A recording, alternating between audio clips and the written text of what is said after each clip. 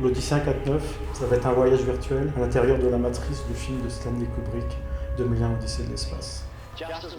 Il se trouve que ma première expérience de réalité virtuelle a été de travailler sur une archive d'Arthur C. Clarke qui parle du futur. On retrouve d'ailleurs toutes les obsessions d'Arthur C. Clarke.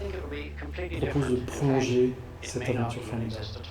Alors pour ça, j'ai d'abord fait un premier travail, un travail plastique. J'ai pris les 280 000 images du film et je les ai associées les unes à côté des autres. Et j'ai créé une image absolument gigantesque. Et ensuite, j'ai voulu l'observer. À l'intérieur de mon ordinateur, j'ai posé une caméra virtuelle. Et je me suis rapproché. Alors qu'au départ, on voit quelque chose de complètement abstrait, au fur et à mesure qu'on se rapproche, petit à petit, les séquences nous apparaissent et petit à petit, on entre à l'intérieur d'une scène où on voit les personnages.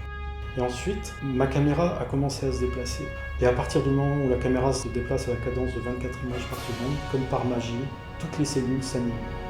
On retrouve ici le principe initial du cinéma. Et ça, c'est un principe que j'avais déjà utilisé dans un de mes précédents films, qui est Blade Runner Revisited. J'avais pris le film de Ridley Scott, Blade Runner, et j'avais mis en scène. J'avais joué avec toutes ces strates qui se superposaient. C'était un travail sur la mémoire fragmentée, qui était une façon déjà de rendre hommage au cinéma et de raconter le film. Mais cette fois-ci, je veux aller plus loin. Je veux entrer dans une nouvelle dimension. Et forcément, quand je pense à 2001, je pense au monolithe. Le monolithe qui est au cœur du film et qu'on revoit d'une façon récurrente à l'intérieur du film. Donc j'ai pris ce monolithe et je lui ai mappé l'immense image que j'avais composée avec toutes les images du film. Grâce à la réalité virtuelle, on va pouvoir voyager à l'intérieur de la matrice. Et de nouveau, ça m'a permis de découvrir quelque chose de complètement fascinant, quelque chose que je n'avais pas vu dans le film, quelque chose qui n'est pas référencé dans les ouvrages. À savoir que de la même façon que Bowman pénètre à un moment donné dans le cœur de l'ordinateur HAL, nous on va pénétrer à l'intérieur du monolithe. Il y a un dehors et il y a un dedans. Et à partir du moment où on est à l'intérieur, j'ai découvert une analogie absolument fantastique.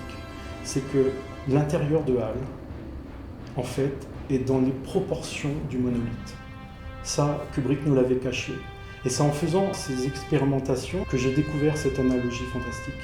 Donc, j'ai voulu raconter ça. Et ça va être le début de l'expérience de ce film en 3 dimensions. Ce qui va guider l'écriture du film, c'est ce que vit Bowman à l'intérieur de HAL. Il y entre pour le déconnecter. Petit à petit, il va enlever des cartouches graphiques. Ces cartouches graphiques, ce sont mes éclaireurs. Chacun des éclaireurs va partir voyager à l'intérieur de l'immense matrice. Chacun va nous ouvrir sur une nouvelle scène. Et ainsi, on va petit à petit reconstruire le fil de l'histoire. Parce que cet objet est énigmatique, parce que cet objet est plein de mystères, il est aussi mystérieux que le film peut l'être.